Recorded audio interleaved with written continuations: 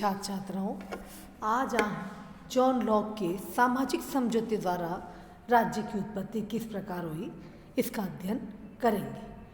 प्राकृतिक अवस्था की उपयुक्त असुविधाओं को दूर करने के लिए लॉक के मतानुसार मनुष्यों ने एक समझौता किया। सब मनुष्य के समान होने के कारण यह समाज के सब मनुष्यों के साथ किया जाने वाला अनुबंध था। इसे हम क्या कहते हैं? सामाजिक अनुबंध। इसमें क्या हुआ? सब व्यक्तियों ने भाग लिया था। इसमें प्रत्येक व्यक्ति ने अपने केवल प्राकृतिक कानून को लागू करने का तथा उसका उल्लंघन करने के लिए दंड देने का अधिकार सारे समाज को अर्पित कर दिया। और क्या किया? शेष सभी प्राकृतिक अधिकार व्यक्ति के जो प्राकृतिक अवस्था में थे वह उसने प्रदान नहीं किए। इस तरह जो शक्ति समाज को प्रदान की गई वो क्या थी? सीमित थी। इस संविदा से सिविल समाज उत्पन्न हुआ। यह प्राथमिक संविदा थी। इसके उपरांत एक दूसरी गौण संविदा के माध्यम से शासन की स्थापना की गई। शासन की स्थापना एक साधन के रूप में की गई जिसमें राजनीतिक समाज के उद्देश्यों की पूर्ति हो सके। मनुष्य के प्राकृतिक अधिकारों को कानूनी रूप देने के लिए तथा इन कानूनों को दंड व भय से कार्यान्वित करने के लिए शासन स्थापित किया गया।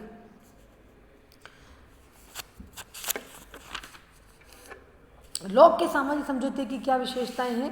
पहला, उसका समझौता क्या है? सभी व्यक्तियों की सहमति पर आधारित है। दूसरा, एक बार समझौता हो जाने के बाद इसे कभी भंग नहीं किया जा सकता। तीसरा, यह एक ऐसा समझौता है जिसे प्रत्येक पीढ़ी को मानना चाहिए क्योंकि जन्म के समय कोई भी बालक किसी देश या सरकार के अधीन नहीं होता। वह ये मानता है कि राज्य के प्रत्येक नागरिक के बच्चे स्वतंत्र रूप में पैदा होते हैं। उन्हें इस बात की पूरी स्वाधीनता है कि वो उस राज्य में सम्मिलित होने या न होने की सहमति प्रदान करें। यदि वे ऐसा नहीं करते हैं तो उस राज्य से बाहर जाने पर वे अपनी पैतृक संपत्ति के उत्तराधिकार से वंचित हो जाएंगे।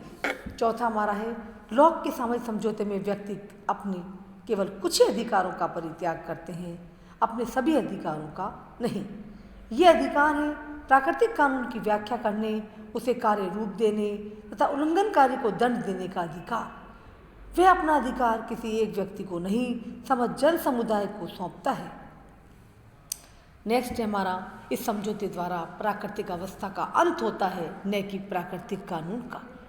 यानी प्राकृतिक कानून के बंधन समाज में समाप्त नहीं हो जाते। नेक्स्ट हमारा आता है कि यह समझौता राज्य के निर्माण का मार्ग प्रशस्त करता है। यानी इस संबंध में हम क्या बता रहे हैं आपको कि ये जो समझौता है लॉक का किस पर आधारित है? जन सहमति पर आधारित है। यानी कोई व्यक्ति इस नवीन समाज में सहमति के बिना प्रविष्ट नहीं हो सकता। सहमति ही दुनिया में प्रत्येक वैध सरकार का निर्माण करती है।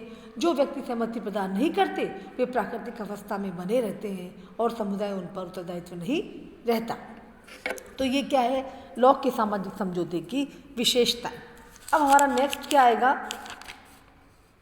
लॉक के अनुसार राज्य की क्या विशेषताएं हैं। यानी लॉक के अनुसार राज्य की उत्पत्ति किससे हुई है? सामाजिक समझौते द्वारा। प्राकृतिक जीवन में जो असुविधाएं थी, कठिनाइयां थी, उनको दूर करने के लिए ही राज्य का निर्माण किया गया। अब ये क्या कमियां थी कि प्राकृतिक कानून अस्पष्ट थे, निष्पक्ष न्यायाधीश तथा कानूनों के क्रियान्वयन करने वाली शासन सत्ता का अभाव था। इन अभावों की पूर्ति करके व्यक्ति के जीवन, स्वतंत्रता और संपत्ति के अधिकारों को सुरक्षित बनाना ही क्या है? राज्य का प्रधान लक्ष्य।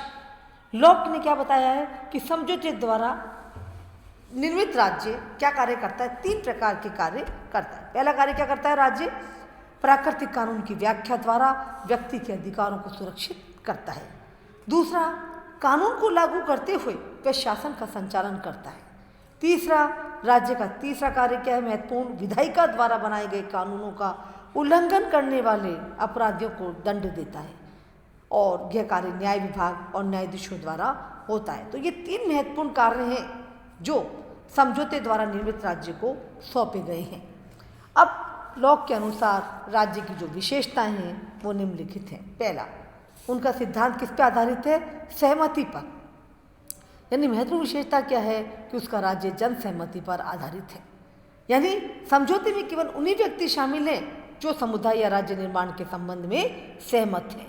दूसरा, राज्य का जन कल्याण का साधन, यानी इसमें क्या है, व्यक्ति साध्य है और राज्य क्या है, साधन है। यानी राज्य व्यक्ति के लिए है, व्यक्ति राज्य के लिए नहीं। वह बार बार इस बात पे बल देता है कि शासन का लक्ष्य क्या है, समुदाय की भलाई करना है। यानी राज्य का लक्ष्य क्या है, व्यक्ति के जीवन, स्वतंत्रता और संपत्ति की रक्षा का एक साधन मात्र है। और साध्य कौन है, व्यक्ति। तो व्यक्ति साध्य है और राज्य साधन। तीसरा क्या है हमारा, सीमित और मर्यादित राज्य, स्टेट इज लिमिटेड। यानी लोक के राज्य की सबसे महत्वपूर्ण विशेषता क्या है, सीमित और मर्यादित है, ये निरंकुश नहीं है। यानी पहली सीमा क्या है कि राज्य अपनी सत्ता किससे ग्रहण कर रहा है, जनता से। दूसरा, राज्य को ये सत्ता या अधिकार एक ट्रस्ट के रूप में या न्यास के रूप में कुछ विशेष उद्देश्यों की पूर्ति के लिए दिया जाता है। यानी उसका मनुष्य द्वारा राज्य के निर्माण का उद्देश्य क्या है, संपत्ति का संरक्षण। इस तरह क्या है, सरकार की शक्तियाँ सीमित है और यदि सरकार ट्रस्ट की सीमाओं का उल्लंघन करती है तो समाज को ये भी अधिकार है कि वे सरकार को भंग कर दे। तो इस तरह उसका जो राज्य है वो कैसा है, सीमित और मर्यादित। चौथी विशेषता हमारी आती है वैधानिक राज्य। इसमें अंतर्गत से किसको अपनाया है, विधि के शासन को अपनाया गया। यानी मनमाने शासन को नहीं, विधि का शासन ही सर्वश्रेष्ठ है। लोक ने एक बहुत महत्वपूर्ण बात कही है कि जहाँ कानून का अंत होता है वहाँ अत्याचार प्रारंभ हो जाता है। यद्यपि लोक शासन द्वारा सविवेकी और संकटकालीन शक्तियों के प्रयोग को स्वीकार करता है, लेकिन उसका कथन है कि ये शक्तियाँ विधि के शासन की पूरक है, विकल्प नहीं। अतः शासक के द्वारा इन शक्तियों का प्रयोग अपवाद रूप में और विशेष परिस्थितियों के अंतर्गत किया जाना चाहिए।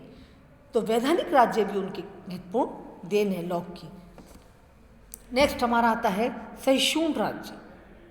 यानी उसका राज्य कैसा है, एक धर्म सहिष्णु राज्य है। राज्य जो धार्मिक मामलों में इंटरफेयर नहीं करता, वह विभिन्न धर्मों का आदर करता है। उसके अनुसार धार्मिक विश्वास व्यक्ति की अंतरात्मा का विषय है और नागरिक सत्ता का संबंध सिर्फ बाहरी बातों से है, अंतरात्मा से नहीं। नेक्स्ट क्या आता है, निषेधात्मक राज्य, नेगेटिव स्टेट। यानी लोग ने क्या बताया है कि राज्य के कार्य कैसे हैं, निषेधात्मक है। केवल उसकी उत्पत्ति क्यों हुई है, जो प्राकृतिक अवस्था में जो असुविधाएं थी, कठिनाइयाँ थी, उनको दूर करने के लिए हुई है। तो उसका काम क्या है, राज्य का सुरक्षा, सुव्यवस्था और न्याय के 3 कार्य करता है। वह लोगों को शिक्षा देने, स्वास्थ्य सुधारने, सुसंस्कृत और नीति बनाने का कोई कार्य राज्य नहीं कर सकता। वह नागरिकों की संपत्ति पर भी मनमाना कर नहीं लगा सकता, क्योंकि संपत्ति की रक्षा करने के लिए ही राज्य की स्थापना हुई है। इस तरह उसका राज्य निषेधात्मक होने पर भी परिवर्तन का वाहक है, क्योंकि जो स्वार्थ को परमात्मा बदलने का कार्य करता है, यद्यपि वह नागरिकों के चरित्र को नहीं बदलता, तथापि वह उन्हें उस प्रकार के आचरण को अपनाने को प्रेरणा देता है जिस प्रकार के आचरण की अपेक्षा ईश्वर को मनुष्य से रहती है। इस प्रकार लोक का राज्य कैसा है, उदारवादी है, क्योंकि इसकी मेन जो चीज़ है वो क्या है, जन सहमति पर आधारित है। वह जन कल्याण का एक साधन है, वह सीमित है, वैधानिक, सहिष्णु और निषेधात्मक है। थैंक्स।